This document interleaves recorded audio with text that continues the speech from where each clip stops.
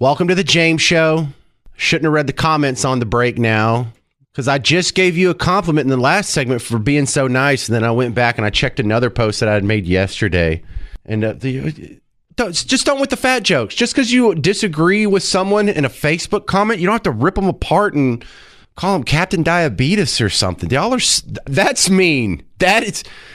Argue with their opinions, maybe argue with their choice of clothing or their car choice or something, but stop with the fat jokes. You're making me look bad. I'm scared to post stuff on Facebook because my followers will come back and they'll rip you apart if you say the wrong thing. Good Lord, people. Just be nice, sort of, kind of. All right, now, we haven't talked about sports pretty much at all. I did one segment with Donovan, but since the Mavericks lost in the NBA Finals, I told you there was going to be a sports hiatus until the Dallas Cowboys season starts. Well, now the Dallas Cowboys season is about to start. So joining me, WBAP sports legend, Steve Lamb. Welcome to the James Show, sir. What's that about? That you haven't talked about sports since the Mavs and the Boston Celtics? Well, come on, man. This is Texas. You're on my show. And so they get the Steve Lamb report. So it's not like there's been an absence of sports. That's on the morning show between 5 and 9 o'clock. No, your reports come on my show. Your reports come on during my show. Well, I know. 2:30, 3:30, and 4:30. Award-winning sports updates, I think. But I don't know. Do you have no idea where I'm at right now? I'm going to tie this in, try to give you a segue. I know you want to talk about the Cowboys and all the money the players make. I am at Academy Sports here in Fort Worth, Texas. Why am I here? I'm picking up my hunting license for 2024-2025. I have a lifetime hunting license where all I do is I come in and I tell them my name, show them my driver's license, and they give me my paper tags in the event I shoot a deer or go fishing, and they can see that I'm legal and doing it the proper way. I'm mentioning all that because a large part of your audience this weekend will disappear because the dove season starts on Saturday. All right. Have you ever shot a shotgun? Shot at a dove? Oh man, Jesus Lord, Steve. You're from Texas. Steve, I'm from a horse ranch in the middle of nowhere. It's a rite of passage, bro. I used to walk around with a gun when I got my first gun for Christmas when I was 12. I would walk around in the woods and just try and shoot varmints. So the answer is yes. Oh my God, yes. Yeah. Yes. You own a pair of cowboy boots. I don't think I have a pair of cowboy boots that fit me anymore. No. You can't grow up on a horse ranch and not own a pair of cowboy boots. You go shovel enough doo-doo out of stalls in the 105-degree August heat, you will lose your love of horses pretty quick. I find it fascinating every time we chat and I get to join you on your show. And I'm curious to see this post on social media because people they get this kind of drunk courage. They'll go onto a social media page and write all kinds of crap. And then because they know they're never going to confront you or see you in person. But I digress. Let's talk about the Cowboys. All right. You have 53 players on your roster. You have 16 players that are on your practice squad. Out of that, you have 3 players that are on the verge of making up about 30%, if not more, of your payroll. With Dak Prescott, who could command and may get $60 million a year when he resigns, if he resigns the Cowboys, because if he doesn't get it from them, he'll get it from somebody else. You have CeeDee Lamb, who just got his $34 million a season. And then you have the man who's in waiting, the best player perhaps on the team, in Micah Parsons. How much will he command when he finally gets Jerry Jones into a room with their agents and have to sit down? But 3 players that are taking up the bulk of your payroll, that I think makes it very difficult to have a team chemistry when that piece of the pie isn't spread out a little better like it is in Kansas City, where they're going for their 3rd Super Bowl in a row and trying to take that title away from Dallas as being called America's team. But you see a lot of teams get wrapped up in this. They get a couple of stars. They don't want to let them go. They overpay, and the rest of the team just doesn't have a whole lot of cap space to work with. And that points at not a problem with the team or the players, but the general manager. Is this an indictment of Jerry Jones? Well, and I don't know if you saw Clarence Hill, longtime beat writer for the Star-Telegram that covered the Cowboys, is now working for another social media site, and he did a sit-down with Jerry earlier this week, and Jerry said there's nobody else who can be the GM of the Dallas Cowboys. Yeah, I saw that. Can. Yeah, I saw that. And I don't have a beep button, so I can't repeat everything he said in saying it, but it was pretty comical for the 80-plus-year-old owner of the Cowboys who said he's as spry and kicking as everybody, so he can say what he's going to say. I don't think people keep buying the tickets and showing up whether they win 16, 17 games or they only win one game. And until the fans stop paying to go to the show, they're going to keep putting on the show. So you're blaming us? Yes. In some way I am. You have to say, no, I'm not paying that. Show me a winner. I was there the last time this team won a championship in 1995 and also in 93 and 92. It was a team that Jimmy Johnson was able to assemble, and then after he left, Barry Switzer was able to ride the coattails a season after that, and he got him to, I say he did, Troy Aikman and the triplets got him to that Super Bowl win against Pittsburgh out in Arizona. But when you've got a guy that you're thinking about paying all this money to, he may get $100 million plus signing bonus. It's crazy. You talking about Dak? But, yes, but you're going to come back and tell me, well, it's all about the free agent market, baby. And if you can go into Cumulus today, management, and say you're tripling my salary, and they go, yes, we are, because of your ratings, and they're going to give you some giant signing bonus, good for you. So it's just the market. All right, I have a fun piece of trivia here. The least paid Cowboy is a guy named John Stevens. 2 questions. Number 1, do you know what position he plays? It's usually your deep snapper.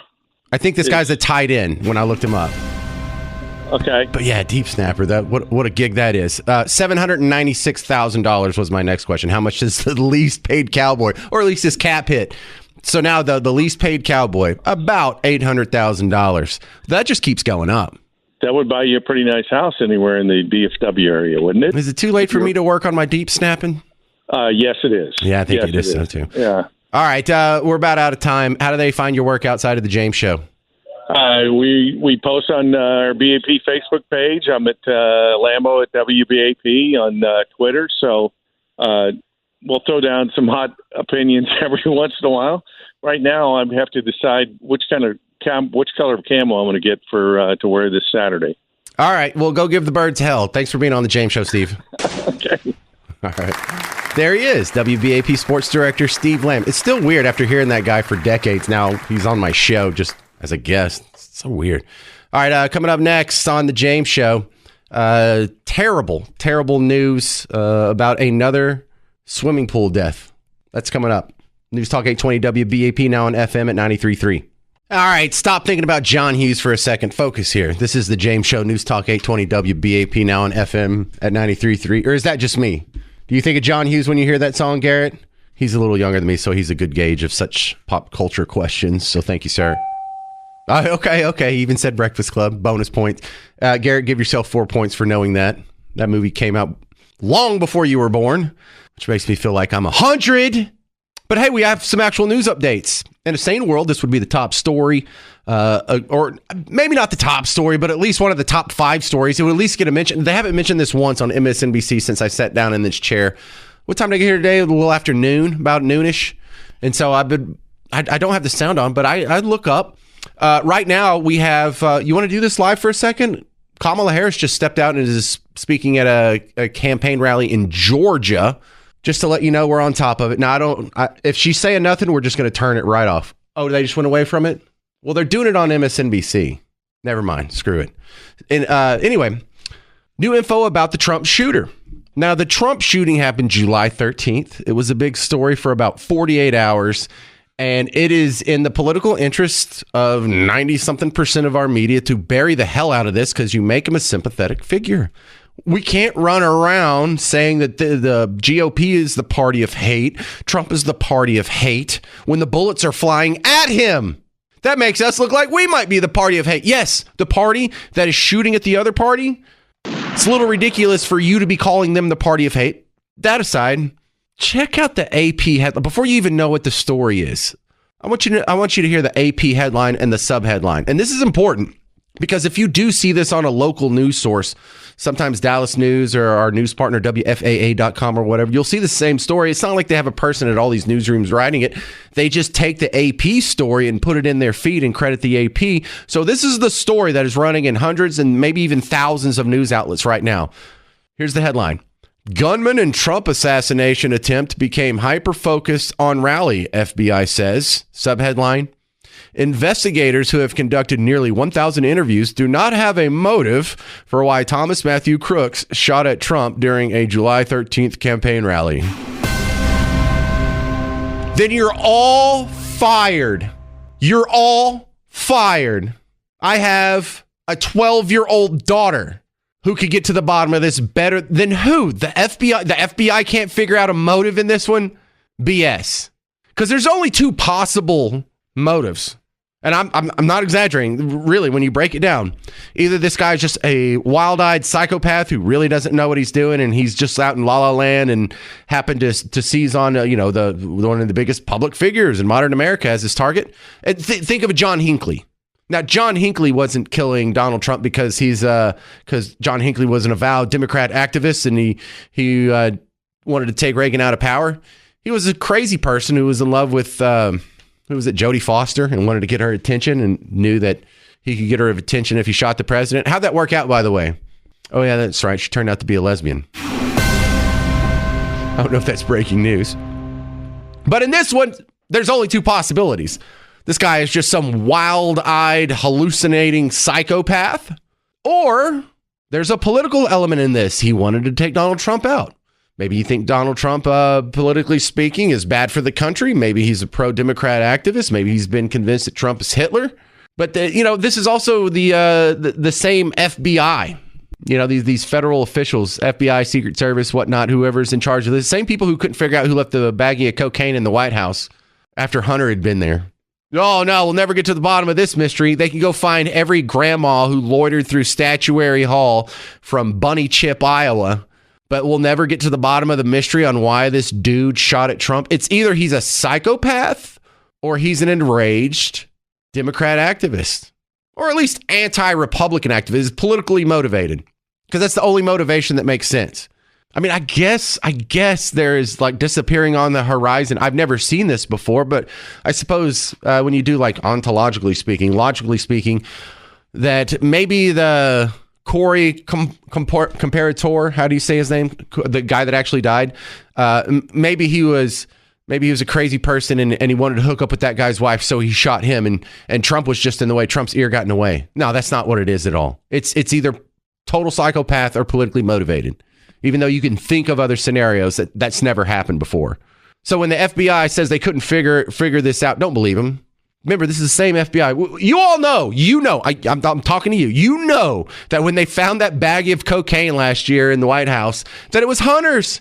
I mean, the White House, it was built under like Thomas Jefferson. When did he move in? Like 1802 or 1 or something? It had to be rebuilt after the War of 1812. But in the entire history of the White House, they had never found a baggie of cocaine until 5 minutes after Hunter Biden walked in. And then they're like, jeepers, we'll never get to the bottom of this mystery. Well, then you're fired. Then you're not the Federal Bureau of Investigations. You can't investigate squat. If you can't investigate better than my 12-year-old junior high daughter, then you're fired. You're not good at your job. You can roll down your window, throw your coffee cup out. Whoever you hit, they'll know whose baggie of cocaine that was. This was also the same FBI that investigated the Vegas shooter. The Vegas shooter from the Mandalay Bay.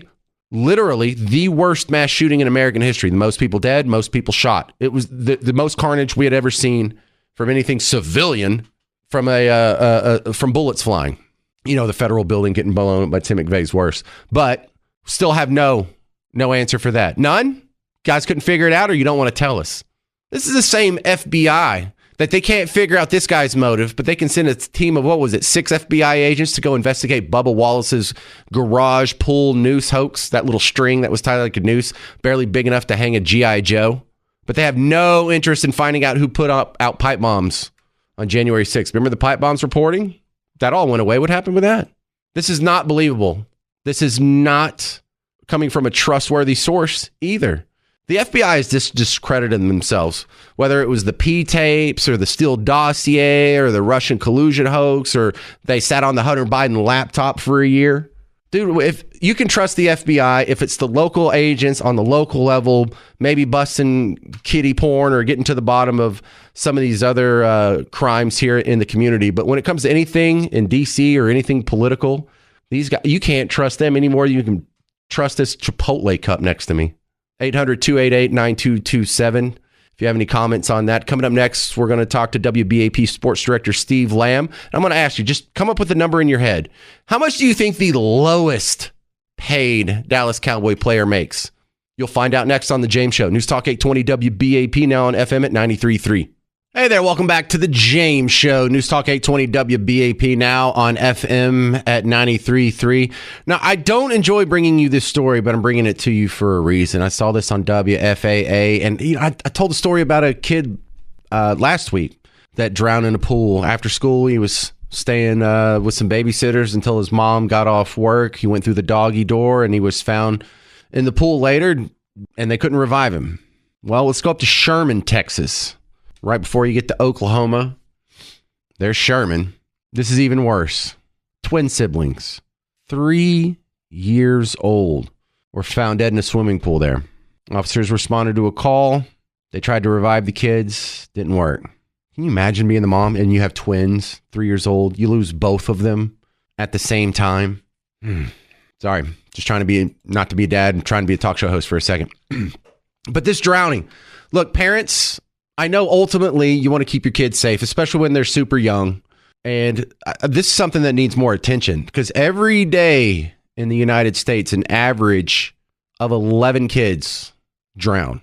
That's 4,000 fatal drownings a year. And they're counting unintentional drownings, not like when your mom does the murder suicide because she has voices talking to her and she wants to go to heaven. Just accidental drownings. 4,000 a year. Non-fatal drownings, where they can actually get the kid out in time and revive them, doubles that. Another 8,000 on top of that, 22 per day.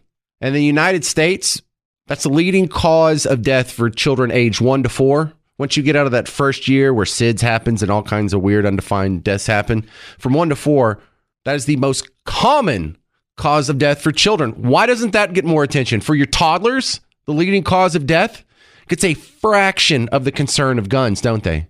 If you move to the next age up for older children, 5 to 14, drowning is the second leading cause of unintentional injury death after motor vehicle crashes. Now, you're being told that this one cherry-pick story about how guns are the leading cause of death for kids in America. No, that's if you exclude 1-year-olds and add in 18 and 19-year-olds, adults, then you can get that number up there. If you also add in accidental deaths and suicides. So it's a really fudged number. So I want to give it to you straight, parents who are trying to keep their kids safe. The pool is far more dangerous than the guns in your house. The pool is far more dangerous than the guns in the hands of your neighbors. The pool is far more dangerous than guns in the hands of absolute strangers. Now, when you talk about how many kids under the age of 17 die with the actual number, it's about 1,300. Remember, that compares to 4,000 drownings. So the number of drowning deaths is about 3 times higher than the gun deaths. Does it get 3 times the attention? Does it get 1/3 of the attention? Isn't that ironic? But you can even parse the numbers a little more. Most of those deaths aren't accidents.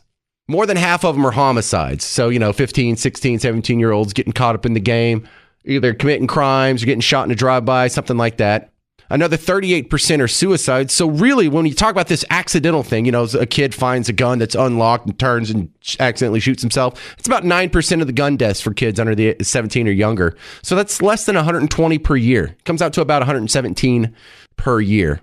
So as far as accidental deaths from guns, as long as your kids aren't rolled up in the gang of life or on the verge of suicide, 117 versus 4,000 unintentional drownings every year. Which one gets more attention? Which one should get more attention? What does it mean when the media almost completely ignores the whole system over here that's killing 4,000 kids, but hyper focuses on the ones that kill 117 kids a year. It's pretty dishonest stuff, isn't it? So why do they go to this level of dishonesty? It's all to get your gun rights. They don't like guns. They think guns are scary. It serves the purpose. It's for the cause. It's not for the truth. It's not even to keep your kids safe. They don't really care about the kids, or they wouldn't ignore the 4,000 that die from drowning every year, jump over all those bodies, and highlight the 117 that are accidentally killed by guns. Look, and even if you want to throw in all the murders and suicides, fine, 1,300. It's still 1/3 the size. Are you going to hear about these kids, these two siblings that died in a year from now on the anniversary? What about the 2-year? What about the 3-year anniversary? Are you still hearing about Uvalde? Are you still hearing about Parkland? Are you still hearing about Sandy Hook or any of these others that fit the narrative? Yeah, you are. It's pretty dishonest, though. And it's all propaganda, and it's all political, and it's all kind of gross. Just want to throw that out there. Thank you very much for hanging out on The James Show. If you need more James Show scratching to your itches, then find The James Show podcast wherever you already listen to podcasts, WBAP.com and the WBAP app. If you want to find the segment I did on fascism yesterday, which is very popular, that's exclusively living on right now on the WBAP Facebook page. I highly encourage you to go check that out, watch it, and share it. I'm James Parker. This has been The James Show, News Talk 820 WBAP, now on FM at 93.3.